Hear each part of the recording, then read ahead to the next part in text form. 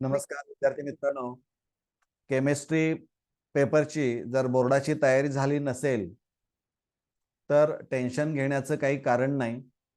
कारण यापूर्वी यश अकॅडमी या यूट्यूब चॅनलनं आपल्यासाठी मॉडेल क्वेश्चन पेपर जे मोस्ट एक्सपेक्टेड असणार आहेत ते यापूर्वी 2 यूट्यूबवर अपलोड केलेले आहेत. पण ज्या विद्यार्थ्यांना आणखीन असं वाटतंय की माझी तयारी झालेली नाही, तर मित्रांनो अजिबात टेन्शन घेऊ नका. तुमच्यासाठी अतिशय महत्त्वाचा क्वेश्चन पेपर सादर करत आहे. त्याचा उपयोग तुम्हाला बोर्ड एक्झामिनेशनमध्ये नक्की होईल याची मला खात्री आहे. परंतु जर का आपण हा चॅनल सबस्क्राईब केला नसेल तर तो सबस्क्राईब करा आणि हा व्हिडिओ पाहिल्यानंतर मित्रांनाही सांगा आणि व्हिडिओ पाहताना मात्र सुरुवातीपासून शेवटपर्यंत पहा आणि दिलेल्या प्रश्नांची तयारी आपण करणं अपेक्षित असणारं आहे. मला वाटतंय आपण सुरू करूया. इथं तुम्हाला दिलेला आहे हा जो सेट असणार आहे तो सेट थर्ड आपण म्हणूया. यापूर्वी 2 झालेले आहेत, हा तिसरा आहे. सिलेक्ट क्वेश्चन सेक्शन 4 आहेत पहा याच्यामध्ये. Section A question 1 select and write the correct answer for the following multiple choice type of questions. In all there are 10 MCQs आणि इथं एमसीक्यू लिहित असताना मागे काही व्हिडिओमध्ये सांगितलेलं आहे की सिक्वेन्सनं क्वेश्चन पेपर आन्सर शीट लिहित असताना सिक्वेन्सनं क्वेश्चन मेंटेन करा. म्हणजे section A B C D म्हणजे कुठेही तुमचा गोंधळ होणार नाही. इथं फर्स्ट एमसीक्यू पहा. An N type and P type silicon can be obtained by doping pure silicon with. तर याचा आन्सर असणार आहे P and B. Next, identify the gas that has higher solubility in water than expected by Henry's law. म्हणजे इथं N2 आणि H2 react होत नाही. Ammonia आणि कार्बन डायऑक्साइड रिॲक्ट होतात, परंतु out of this two ammonia is the correct answer because it forms hydrogen bonding with water, so it is highly soluble than carbon dioxide. So C is the correct answer option. Next, which of the following equations does not correspond to the standard enthalpy of atomization?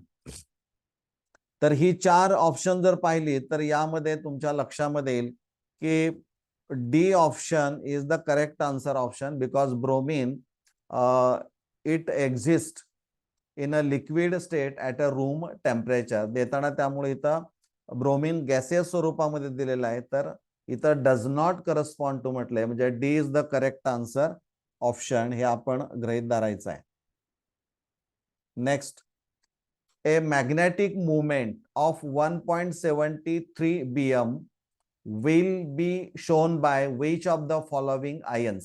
1.73 bm दाखवण्यासाठी number of unpaired electrons required is only 1.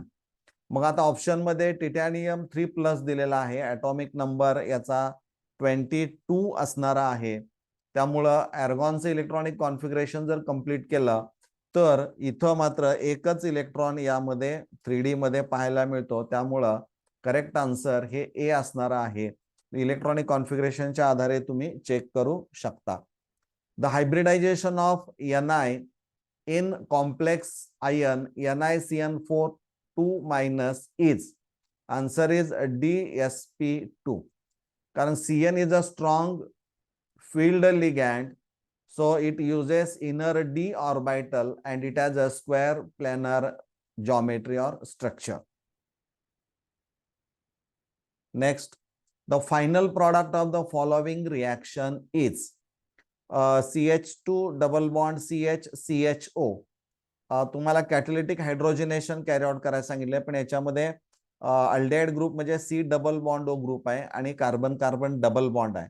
So catalytic हायड्रोजनेशन ज्यावेळी carry out करता त्यावेळी it reduces double or triple or multiple bonds present in given structure, also reduces carbon oxygen double bond. So CH3 CH2 CH2 OH. So C is the correct answer option. Next, pick up the wrong step in sol gel process from the following. म्हणजे इथं 4 दिलेले आहेत, इथं steps त्यांनी दिलेले आहेत. त्या steps पैकी कोणती स्टेप यामध्ये चुकीची आहे की जिथं सोल जेल प्रोसेसमध्ये वापरामध्ये येत नाही. तर D is the correct answer, option D, hydrogenation. Next, the amine which does not react with acetyl chloride is. Acetylation is a process in which hydrogen atom attached to nitrogen is replaced by acyl group or acetyl group. So असा amine की जो ज्यामध्ये नायट्रोजनला hydrogen नाही. So B is the correct answer, option. Next इथं म्हटलेलं आहे पहा, याच्यामध्ये काय म्हटलंय पहा, the electrode potential of the following electrode at 298 kelvin is. म्हणजे इथं व्हॅल्यूज दिलेल्या आहेत. तर याचं करेक्ट आन्सर ऑप्शन असणार आहे ते डी असणार आहे. कारण यामध्ये जो फॉर्म्युला वापरायचा आहे, इथं व्हॅल्यू दिलेला आहे पहा, मायनस ही व्हॅल्यू जी आहे ती मायनस 0.76 वोल्ट इतकी आहे. Next, the solubility product of sparingly soluble salt AgBr is 5.2 into 10 raised to minus 13. Its solubility in mole per dm cube is. म्हणजे इथं तुम्हाला व्हॅल्यू ही काढावी लागणारी आहे. तर फॉर्म्युला जो वापरायचा आहे तो वापरायचा आहे तो S is equal to under root KSP. हा फॉर्म्युला तुम्हाला वापरावा लागणारा आहे. So correct answer option is a C. म्हणजे हे 10 MCQs असणारे आहेत. सेक्शन ए मधला पहिला प्रश्न आहे. आता second question from section A. Answer the following questions. 8 questions आहेत, each carrying 1 mark.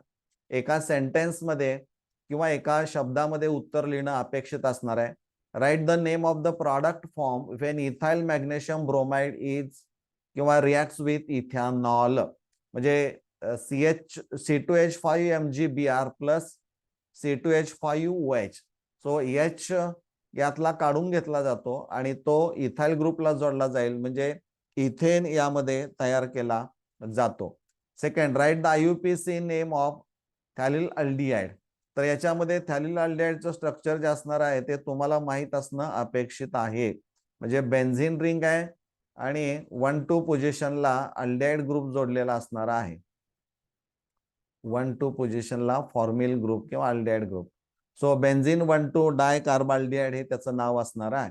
Right the name of the polymer which is used as a wool substrate for making Orlon. तर याच्यामध्ये short मध्ये त्याचं नाव असणार आहे ते PAN. म्हणजे polyacrylonitrile. Identify the order of the following elementary reaction. ही रिॲक्शन दिलेलं आहे पहा, तर it is a first order reaction. Next, write the number of lone pairs of electrons on xenon atom in ZeF2. तर याच्यामध्ये loan पेअरची संख्या असणारी आहे 3 असणारी आहे. Write the chemical formula of mower salt. FeSO4 NH4 twice SO4 6 of H2O. This is the formula. Write the general electronic configuration of actinoids विचारलेला आहे पहा. लॅन्थेनॉइड्स नाही तर ऍक्टिनॉइड्स असणारे आहेत. त्यामुळे ही 5 सिरीज असणार आहे की जिथं रेडॉनचं इलेक्ट्रॉनिक कॉन्फिगरेशन त्यांनी पूर्ण केलेलं असणार आहे. त्यानंतर एक न्यूमरिकल आहे.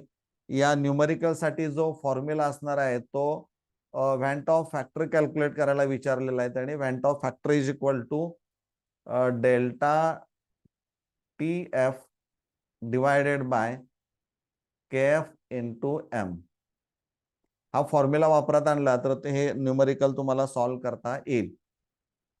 त्यानंतर त्याने म्हटलंय पहा, section B starts. Attempt any 8 of the following questions. In all there are जे सोडवायचे आहेत 8 आहेत, इच कॅरिंग 2 मार्क्स, 16 मार्क्सचं वेटेज आहे. Write 2 differences between order and molecularity. म्हणजे ऑर्डरचे 2 डिफरन्स आणि त्याचबरोबर मॉलिक्युलरचे ऑर्डर आणि मॉलिक्युलरिटी यांचा एक डिफरन्स, म्हणजे एकूण 2 तुम्हाला डिफरन्सेस त्यामध्ये मेन्शन करावी लागणारी आहेत. त्यानंतर पुढं define the following terms, unit cell and isomorphism. ह्या डेफिनेशन तुम्हाला यामध्ये लिहायच्या आहेत. Explain Saytzeff rule with suitable example. म्हणजे डिहायड्रोहॅलोजिनेशन, की जिथं हायली सबस्टिट्युएटेड अल्कीन हा इथं मेन प्रॉडक्ट मिळतोय, ते तुम्हाला उदाहरण घेऊन एक्सप्लेन करावं लागणार आहे.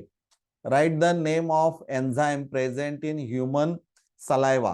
ह्युमन सलायवा मध्ये असणाऱ्या एन्झाईमचं नाव आणि what type of food material is digested by this enzyme.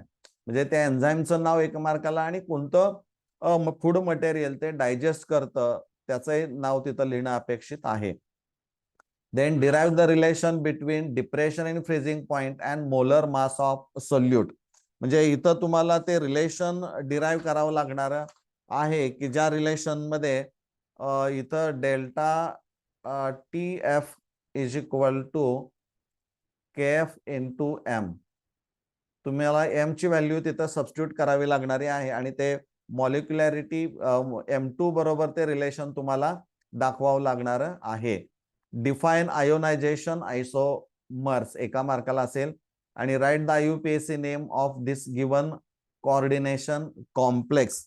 तर याचं नाव आहे पेंटा अमाइन कार्बोनॅटो कोबाल्ट 3 क्लोराइड, हे त्याचं नाव असणार आहे. त्यानंतर ड्रॉ द स्ट्रक्चर्स ऑफ, इथं 2 ऑक्झो ऍसिड्स ऑफ सल्फर दिलेले आहेत.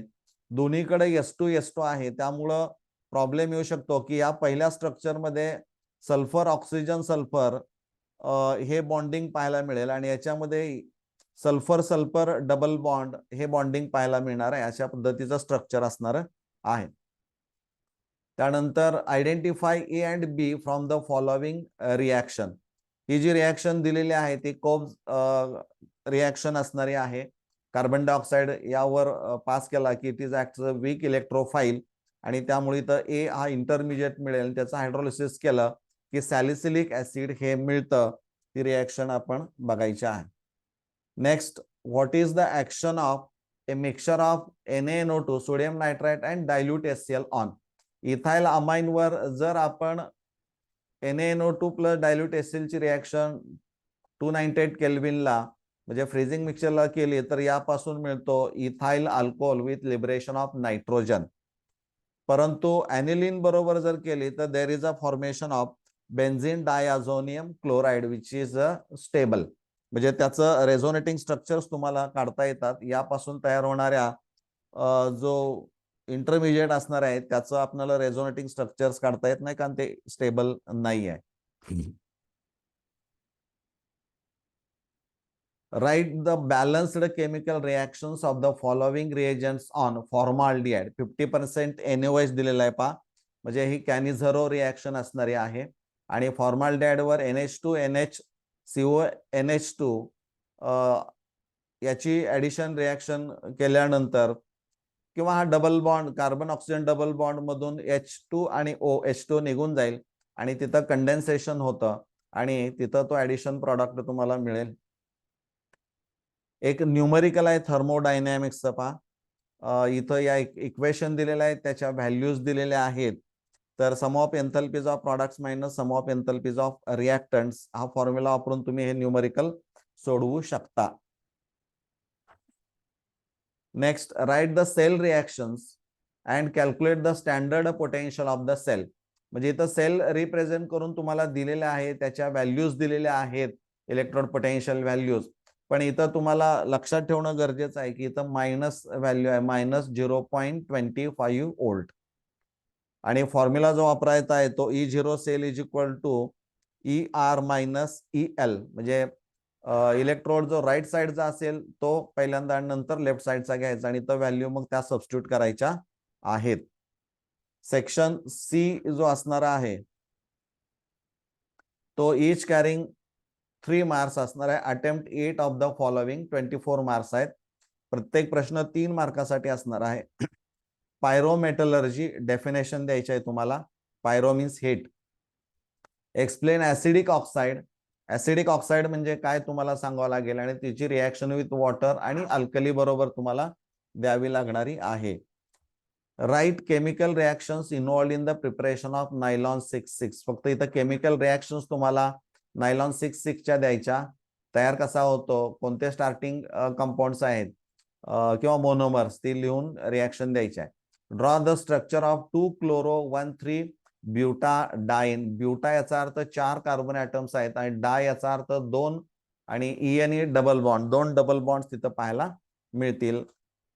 Next, write the formula to calculate the percentage atom economy. त्याचा फॉर्म्युला आहे. And write the 2 applications of nano material. What are fibrous proteins. Fibrous proteins म्हणजे काय आणि give examples. म्हणजे example म्हटलेलं नाही तर एक्झाम्पल्स आहेत. At least you have to give 2 examples. आणि त्याला इथं प्रश्न आहे,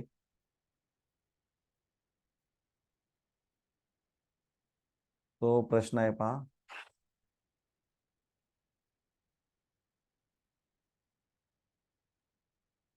प्रश्न काय आहे बघा जरा.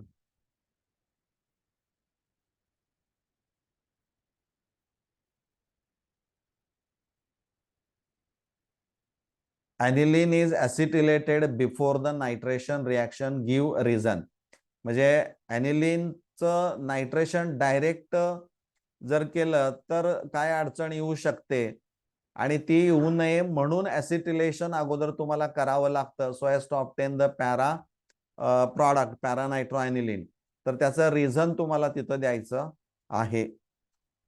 19 कंप्लीट द फॉलोविंग रिॲक्शन्स. तुम्हाला या रिॲक्शन विथ कंडिशन दिलेल्या आहेत, त्यामध्ये प्रॉडक्ट डायरेक्ट रिॲक्शन कंप्लीट तुम्हाला इथं लिहायची आहे. Next, explain monodentate, ambidentate and polydentate ligands with example. Monodentate, ambidentate, polydentate म्हणजे काय, प्रत्येकाचं एक्झाम्पल तुम्हाला द्यावं लागणार आहे. Write the chemical composition of siderite. FeCO3 त्याचं केमिकल कंपोजिशन आहे. आणि याला जोडून एक प्रश्न आहे, what are interstitial compounds. Interstitial compounds म्हणजे काय आणि give reason. Zinc is not considered as a transition element. कारण त्याचा ग्राउंड स्टेट मध्ये इलेक्ट्रॉनिक कॉन्फिगरेशन काय आहे आणि +2 मध्ये त्याचं इलेक्ट्रॉनिक कॉन्फिगरेशन काय हे सांगितल्यानंतर तुमच्या लक्षामध्ये येईल की तो ट्रान्झिशन एलिमेंट का कन्सिडर केला जात नाही. क्वेश्चन 22 आहे पहा. Trivalent lanthanoid ions are coloured both in solid and aqueous solution. इथे रिझन तुम्हाला शास्त्रीय कारण इथं देणं अपेक्षित असणार आहे. Explain Etard reaction with suitable example. हे 2 मार्कासाठी आहे.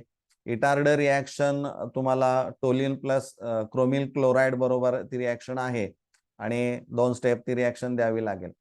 What is the action of the following on ethane nitrile. म्हणजे डायल्यूट HCl बरोबर जर रिॲक्शन कॅरी आउट केली तर काय मिळेल, SnCl2 बरोबर केलं तर काय मिळेल, हे त्याच्यामध्ये दिलेलं आहे. म्हणजे प्रॉडक्ट्स जे असणारे आहेत ते तुम्हाला सांगता येणं अपेक्षित आहे. Next, define half life of reaction. Write the relationship between rate constant and half life of first order and 0th order reaction. म्हणजे इथं हाफ लाईफ पिरियडची किंवा हाफ लाईफ ऑफ रिॲक्शनची व्याख्या द्या आणि relation between half life and first order and half life and 0th order reaction, 2 फॉर्म्युले आहेत ते तुम्हाला द्यावे लागतील. इथं पहा न्यूमरिकल आहे, फायनल प्रेशर विचारलेला आहे.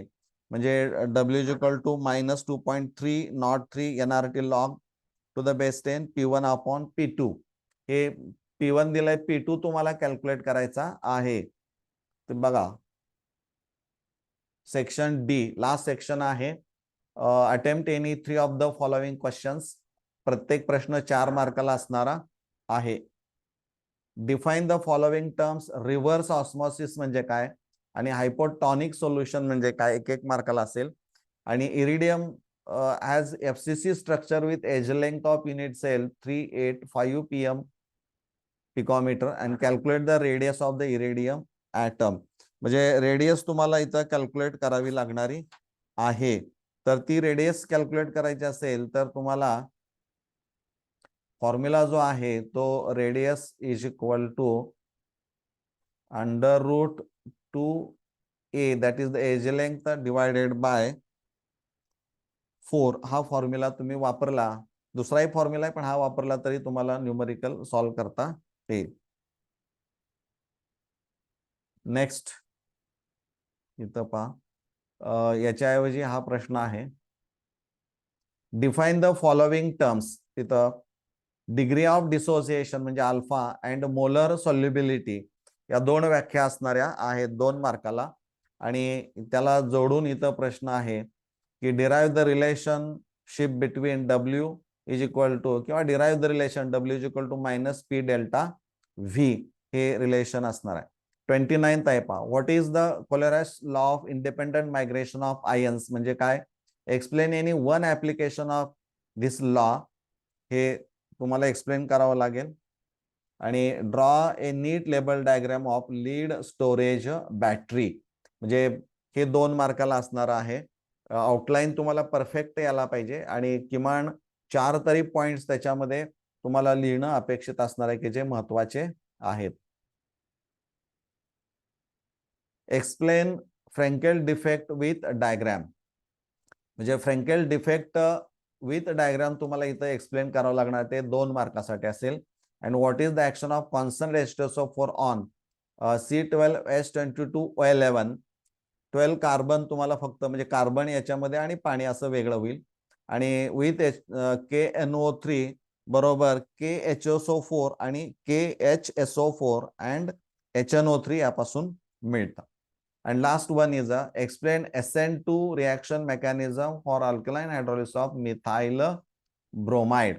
म्हणजे इथं 1 स्टेप रिॲक्शन आहे, त्यानंतर ट्रान्झिशन स्टेट कंप्लीट तुम्हाला दाखवायला लागणारे आहे. आणि त्यानंतर म्हणजे अटॅक ऑफ न्यूक्लिओफाईल दाखवावं लागेल, स्लो स्टेप असेल, त्यानंतर पेंटाव्हॅलंट ट्रान्झिशन स्टेट असेल, फास्ट स्टेप, आणि त्यानंतर लगेच तो product inversion of configuration, Walden inversion, ह्या सगळ्या गोष्टी त्याच्यामध्ये येणं अपेक्षित असणार आहे. म्हणजे या पद्धतीनं आपण जर सोडवलं माहिती घेऊन तर तुम्हाला निश्चित चांगले गुण मिळू शकतील, यात कोणतीही शंका नाही. धन्यवाद.